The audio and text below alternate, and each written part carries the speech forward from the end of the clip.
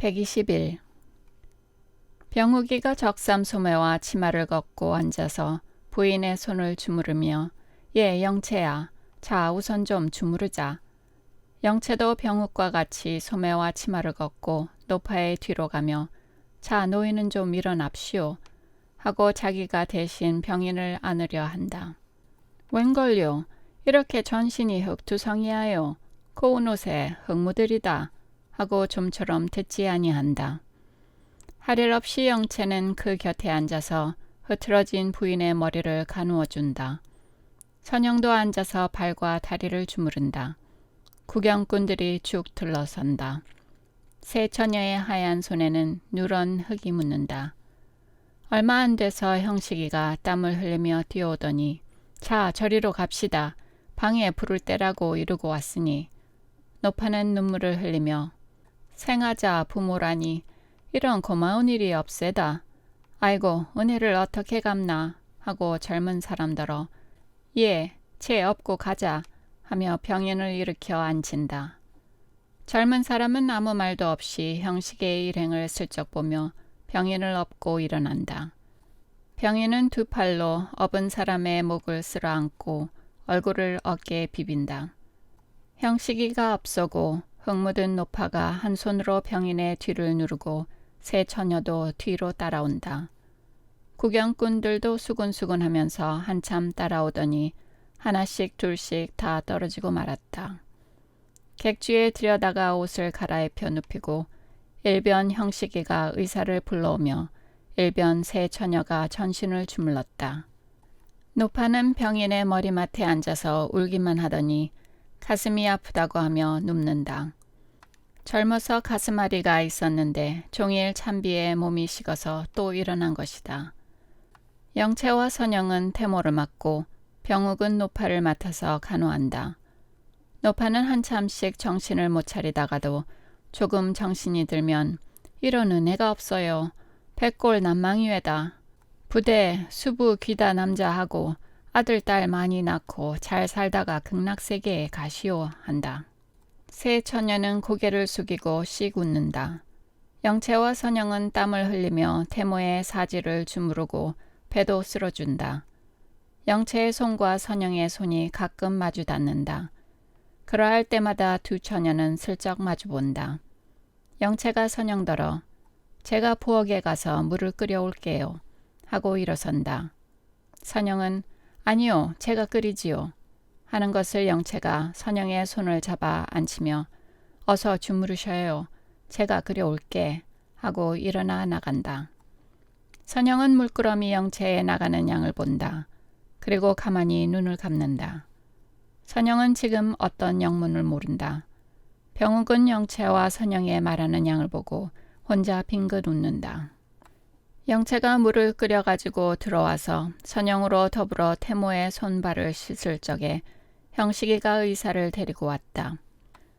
의원이 친찰하는 동안에 일동은 삥 둘러서서 의원의 입과 눈만 바라보고 지금껏 말없이 문 밖에 앉았던 젊은 사람도 고개를 대밀어 물끄러미 친찰하는 양을 본다. 염려할 것은 없소 하고 의사는 약을 보낸다고 젊은 사람을 데리고 갔다. 태모와 노파도 이제는 저기 정신을 차리고 이따금 괴로워하기는 하면서도 얼만큼 낯빛이 순하게 되었다. 노파는 연방 이런 은혜가 없어요. 부디 수부 기다 남자 하라는 축원을 한다. 노파의 말을 듣건댄 노파는 젊어서 과부가 되어 아들 하나를 데리고 가진 고생을 다하다가 아들이 점점 자라서 며느리도 얻게 되고 남의 땅일망정 농사를 지어 이럭저럭 재미있게 살만치 되어 자기 손으로 조그마한 집도 짓고 밭도 한쪽 사게 되었다. 또 며느리가 태중이므로 어서 손자를 안아보았으면 남 부러울 것이 없으리라 하였다. 그랬더니 어저께 물에 농사 지은 것은 말끔 물속으로 들어가고 오늘 새벽에는 집까지 물에 들어가고 말았다. 여기까지 말하고는 노파는 흑흑 느끼며 집이 떠나가지 아니했으면 좋겠어요 한다. 60년 근고로 얻은 집이 만일 한번 떠나고 말면 노파는 생전에 다시 제 집이란 구경을 못하고 말 것이다. 손자를 안아보고 제 집 아랫목에서 죽는 것이 노파의 유일한 소원일 것이다. 그 집이란 것이야 팔아도 10원을 받기가 어렵지만은 이 가족에게는 대골보다도 더 중한 것이다. 노파의 눈에는 그 돌담둘은 조그마한 집만 보인다. 물결이 그 집을 헐 것을 생각할 때마다 노파는 마치 자기의 살점을 베어내는 듯하였다. 그래서 조금 낙을 볼까 하면 이렇게 됩니다 그려. 전생에 내가 무슨 죄를 지어서 이렇게 자식까지 앙화를 받는지요 한다. 그렇게 생각하지 맙시오. 이제 또 잘 살게 되지요. 하느님이 아니 계십니까? 하고 영채가 위로를 한다. 그리고는 어제 저녁에 자기가 병욱에게 위로를 받던 생각이 나서 속으로 우스워진다. 아이고 이제는 저승에 나가서 잘 살는지 하다가 중도에 말을 그치고 고개를 번쩍 들어 며느리를 보며 예, 배 아픈 게 좀 나으냐? 이 어른들 아니더면 꼭 죽을 뻔했다. 하고 또 수부 귀다 남자를 부른다.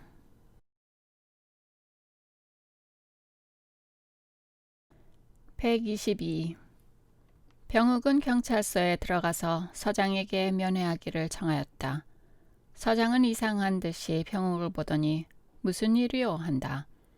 다른 일이 아니라 하고 저 수재를 당한 사람들 중에는 병인도 있고 인부도 있고 젖먹이 가진 부인도 있는데 조반도 못 먹고 비를 맞고 떠는 정경이 가련하며 더구나 어머니가 무엇을 먹지 못하였으므로 젖이 안이 나서 어린아이들의 우는 양은 차마 못 보겠다는 말을 한 뒤에 그래서 마침 부산 가는 기차가 비에 걸려서 오후까지 머물게 되었으니 음악회를 열어 거기서 수입된 돈으로 불쌍한 사람들에게 따뜻한 국밥이라도 만들어 먹이고 싶다는 뜻을 말하고 허가와 원저하여 주기를 청하였다. 서장은 점점 놀래야 하는 빛을 보이더니 그러면 음악할 줄 아는 이가 있나요? 하고 감격한 목소리로 대답한다. 잘하기야 어떻게 바라겠습니까마는 제가 음악학교에 다닙니다. 그리고 동행하는 여자가 두어 사람 되는데 여학교에서 배운 창가마디나 하고요. 서장은 이 말에 지극히 감복하여 참 당국에서도 구제 방침을 연구하던 중이외다. 그러나 갑자기 일어난 일이니까 하고 잠시 생각하더니 참 감사하외다. 허가야 물론이지요. 하고 벌떡 일어나서 모자를 쓰고 나온다. 서장은 일변 정거장에 나가서 역장과 교섭하여 대합실을 회장으로 쓰기로 하고 일변 순사를 파송하여 각 여관시가에 이 뜻을 말하게 하였다. 중간에서 4~5시간이나 기다리기에 답답증이 났던 승객들은 일제히 대합실에 모여들었다. 그 속에는 간혹 흰옷 입은 3등객도 섞였다. 걸상을 있는 대로 내다 놓고 근처 여관에서도 걸상을 모아다가 둘러놓았다. 좁은 대합실은 가득 찼다. 출입구 곁에 큰 테이블을 놓아서 무대를 만들었다. 자선음악회라는 말은 들었으나 어떠한 사람이 나오는지 모르는 군중은 눈이 둥글하여 무대만 바라본다. 이윽고 서장이 무대 곁으로 나가더니 일동을 둘러보며 이렇게 모시기를 정한 것은 다름이 아니외다. 여러분 저 상기슭을 보십시오. 저기는 수재를 당하여 집을 잃은 불쌍한 동포가 밥도 못 먹고 비에 젖어서 방황합니다. 그런데 아까 어떤 아름다운 처녀가 경찰서에 와서 저 불쌍한 동포들에게 한 끼라도 밥을 먹이기 위하여 음악회를 열게 하여달라 합니다. 우리는 그 처녀가 얼마나 음악을 잘하는지를 모르거니와 그의 아름다운 정성이 좋기 피 있고 눈물 있는 신사숙녀 제시를 감동시킬 줄을 확신합니다. 하며 서장은 눈물이 흐르고 말이 막힌다. 일동의 얼굴에는 찌르르 하는 감동이 휙 지나간다. 여기저기서 코를 푸는 부인의 소리도 난다. 서장은 말을 이어 여러분, 우리는 그 처녀의 정성에 대답함이 있어야 할 것이외다. 이제 그 처녀를 소개합니다. 하고 저편 구석에 가지런히 섰던 세 처녀를 부른다. 바이올린을 든 병욱을 선두로 하여 새 처녀는 은근히 일동에게 경례를 한다. 대합실이 터져라 하고 박수하는 소리가 들린다. 어떤 사람은 감격함이 극하여 소리를 치는 이도 있다. 병욱은 세 사람을 대표하여 저희는 음악을 알아서 하려 함이 아니올시다. 다만 여러 어른께서 동정을 줍시사 함이 외다. 더구나 행리 중에 보표가 없으니 따로 외워하는 것이라 잘못되는 것도 많을 것이올시다. 하고 고개를 기울여 바이올린 줄을 고른 뒤 아이다의 비곡을 시작했다. 일동은 잠잠하다. 끊는 듯한 네 줄의 슬픈 소리만 여러 사람의 가슴속을 살살 울린다. 그 곡조는 이러한 경우에 가장 적당한 곡조였다. 그렇지 아니하여도 슬픔에 가슴이 눌렸던 일동은 그만 울고 싶도록 되고 말았다. 병욱의 손이 바이올린의 활을 따라 혹은 더디게 오르고 내릴 때마다 일동의 숨소리도 그것을 맞추어서 끊었다 이었다 하는 듯하였다. 그 슬픈 곡조를 듣는 맛을 내가 길게 말하는 것보다 천고의 시인 강주 사마의 비파행을 생각하는 것이 제일 편할 것이다.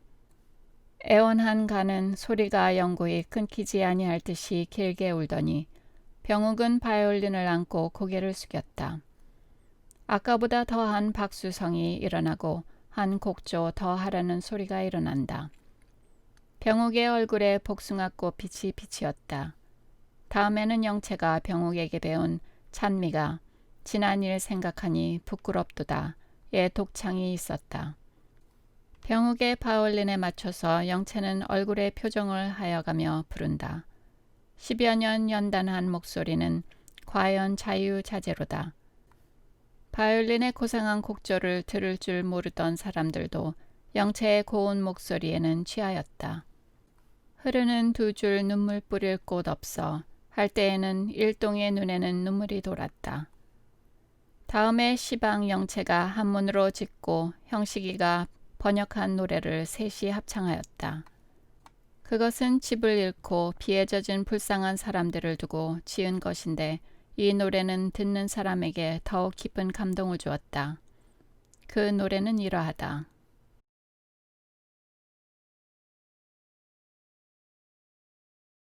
(123) 어린아기 부채입니다.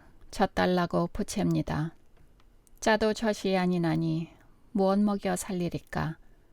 봄에나 여름에나 애써 벌어 놓았던 걸 사정없는 붉은 물결 하룻밤에 쓸어나가 비가 오고 바람치고 날새조차 저뭅니다. 늙은 부모 어린 처자 집 없으니 어디서 자. 따뜻한 밥 한 그릇 국에 말아 드립시다. 따뜻한 밥 한 그릇 국에 말아 드립시다. 순박한 이 노래와 다정한 그 곡조는 마침내 일동의 눈물을 받고야 말았다. 정성되고 엄숙한 박수 소리에 새 처녀는 은근히 경례하고 물러났다. 박수 소리가 끝나기를 기다려 서장이 다시 일어나 여러분의 눈에는 감격의 눈물이 있습니다. 본직은 감히 여러분을 대표하여 새 처녀에게 감사한 뜻을 표합니다. 하고 세 사람을 향하여 고개를 숙인다. 세 사람은 담례한다. 일동은 박수한다. 이리하여 1시간이 못 되는 짧은 음악회가 끝났다. 여러 사람은 즉석에 돈 80여 원을 모두었다. 서장은 그 돈을 병욱에게 주며 어떻게 쓰든지 당신의 뜻대로 하시오 한다. 이는 병욱에게 경의를 표하는 뜻이다. 그러나 병욱은 사양하며 그것은 서장께서 맡아 하시기를 바랍니다 하였다. 서장은 병욱에게서 그 돈을 받는 듯이 또 한 번 고개를 숙이고 일동을 향하여 그 돈으로 될 수 있는 대로 좋은 방법을 취하여 수제 만난 사람을 구제하겠노라 하였다. 일동은 병욱과 다른 두 사람의 성명을 듣고자 하였으나 그네는 다만 고개를 숙일 뿐이요 말이 없었다. 이러하는 동안에 집 잃은 사람들은 여전히 어찌할 줄을 모르고 땅바닥에 앉아 있었다. 차차 시장증이 나고 몸이 떨리기 시작하였으나 그네에게는 아무 방책도 없었다. 그네는 다만 되어가는 대로 되기를 바랄 뿐이다. 그네는 과연 아무 힘이 없다.